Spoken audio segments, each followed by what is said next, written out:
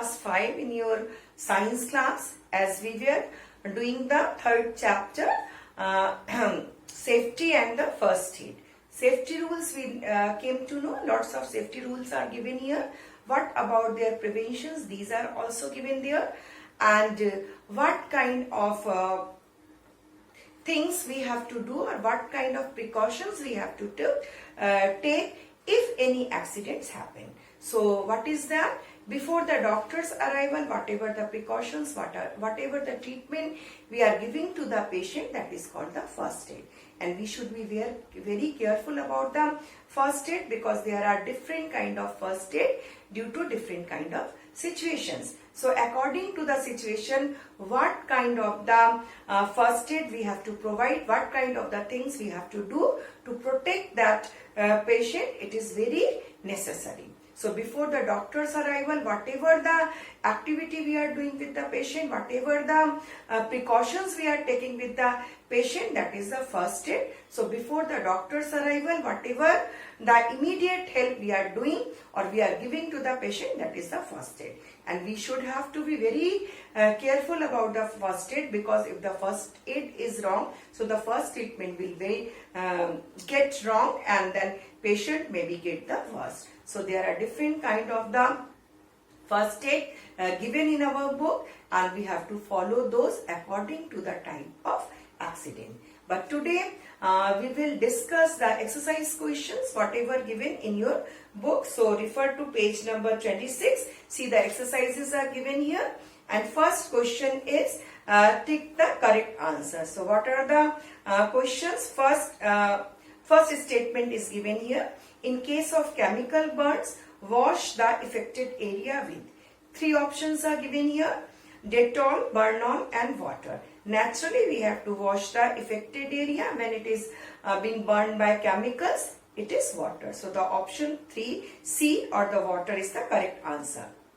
Now the next statement, when a bone break or crack, it is called 3 options: bleeding, fracture and sprain. So when the bone become breakdown or broken bones are called actually fracture. So the answer is fracture. Now what should we do to extinguish the fire caused by wood or paper?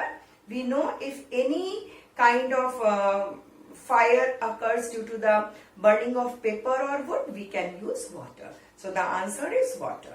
In case of snake bite, we apply a tight bandage just on the bite, above the bite, below the bite.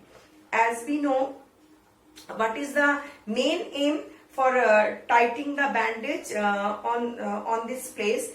Because we want to stop the flow or want to slow the flow of the blood, so that it cannot reach to the heart so fast. Because if once the poisonous blood reaches to our heart, it may cause fatal.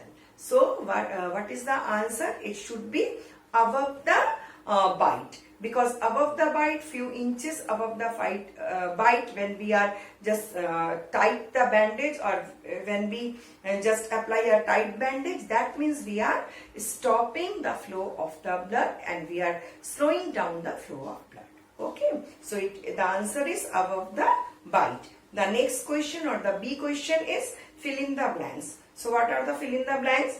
Most of the accident occurs due to our 2 alternatives are given here: carelessness and alertness. Naturally, it is carelessness. Second question, use splint and dash in case of fracture in the arm. So there are sting and sling, and we know splint and sling we have to use in case of fracture of our arm. So the answer is sling. Next, fill in the blank is given. Dash is useful in controlling fire due to the short circuit. And the options are water and fire extinguisher. So water, we know water itself is a very good conductor of the electricity, or you can say it carry the current. So we should not use water in case of fire due to the short circuit. So we have to use the fire extinguishers. Next one question, or the fourth one, is do not touch dash toy and electrical sockets. So naturally the answer is electrical socket. It can give you the electrical shock. Fifth one is we should not play dash games, indoor games and rough games.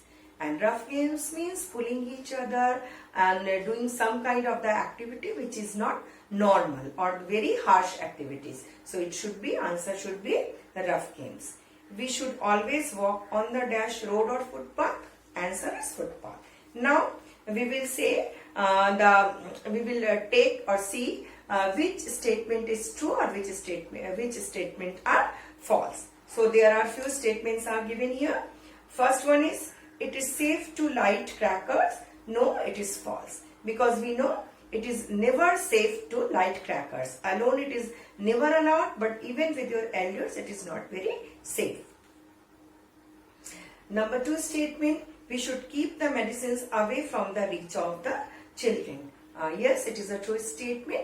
We should not allow any kind of medicines to in the reach of the children, because they can use it and maybe this is not good for them, and maybe there are some poisonous thing. Now the next one is, we should use a blade to sharp the pencil. So this is also a false statement. As we know, we should not use any sharp thing to sharp our pencil. It is suggestible to use a pencil sharpener or the cutter.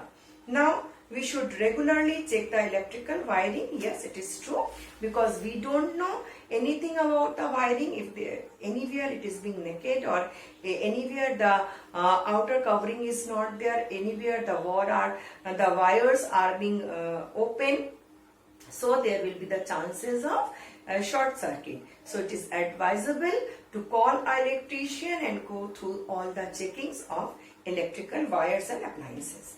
So it is a true statement. Now we must wear synthetic clothes while working in the kitchen.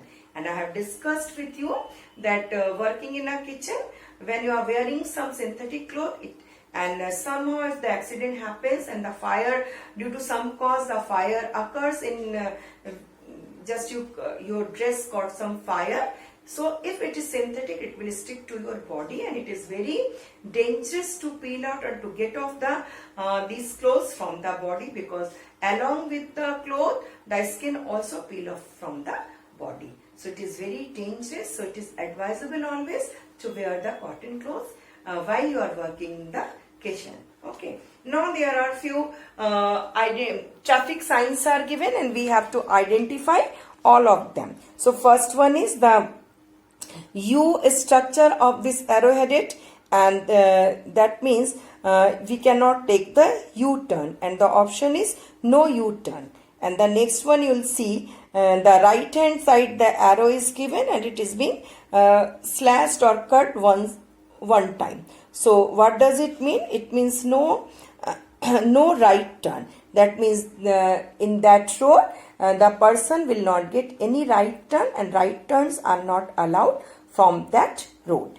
Now the third one, you will see a person is walking on a place and it is also cut. That means no person is allowed there to walk. That means it is no pedestrian road. That means that road may be very busy, and persons who are walking on that road, they are not allowed. They may get any kind of accident. And the last one is a straight arrow is given and this arrow is being also cut down. That means no entry. So maybe the road is under construction, maybe there is some problem, there is some accident, maybe the road become jammed. So this kind of boards you can see in these type of cases, and it means no entry. So that's all for today. We have discussed all the questions which are short or the MCQ type of questions, and in my next day I will discuss further few questions. Okay. So till that, bye. Be safe at your home.